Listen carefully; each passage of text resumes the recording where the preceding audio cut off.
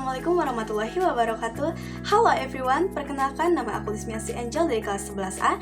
Di sini aku akan memperagakan proses penapasan perut dan dada menggunakan alat peraga sederhana yang telah aku buat. Nah, aku menjelaskan sedikit dulu ya. Jadi, seperti yang kalian lihat, dua balon di dalam botol ini berfungsi sebagai paru-paru. Dua sedotan ini berfungsi sebagai trakea, yang dimana di ujungnya terdapat hidung dan mulut, tempat udara keluar dan masuk. Dan balon di bawah ini berfungsi sebagai otot diafragma. Botol ini berfungsi sebagai rongga dada. Oke, pertama-tama aku akan mempraktikkan proses penapasan perut dulu ya. Oke, seperti lihat dulu. Jika balon ditarik, maka volume udara dalam botol akan meningkat, tekanan udara akan mengecil, sehingga udara akan masuk ke dalam balon melalui sedotan. Nah, tahu gak sih, proses ini tuh serupa seperti saat kita menghirup udara ketika bernafas, dimana ketika otot diafragma berkontraksi, maka tekanan dalam rongga dada akan mengecil, sehingga udara akan masuk ke dalam paru-paru, diikuti dengan paru-paru yang membesar atau menampung udara.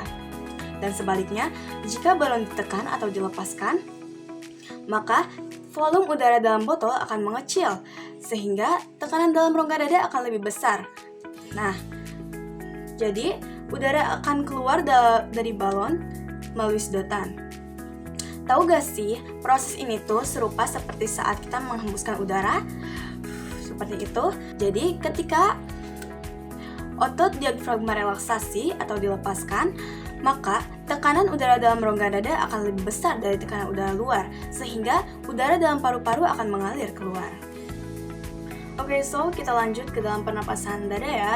Nah, jadi jika botol ditekan, maka volume udara dalam botol akan mengecil, tekanan udara akan membesar, sehingga udara dalam balon akan mengalir keluar melalui sedotan.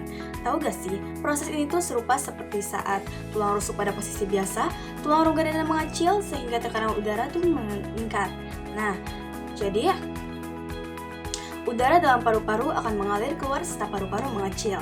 Dan sebaliknya, jika botol dilepaskan, maka volume udara dalam botol akan meningkat, tekanan udara dalam botol akan mengecil, sehingga udara akan masuk ke dalam balon melalui sedotan.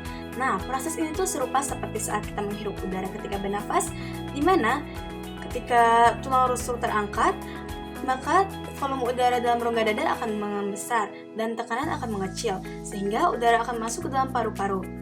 Oke guys, demikian proses peragaan pernapasan pada manusia dengan menggunakan alat peraga sederhana ini. Mungkin masih banyak yang tertinggal, tapi I'm so sorry. Thanks for watching. Wassalamualaikum warahmatullahi wabarakatuh.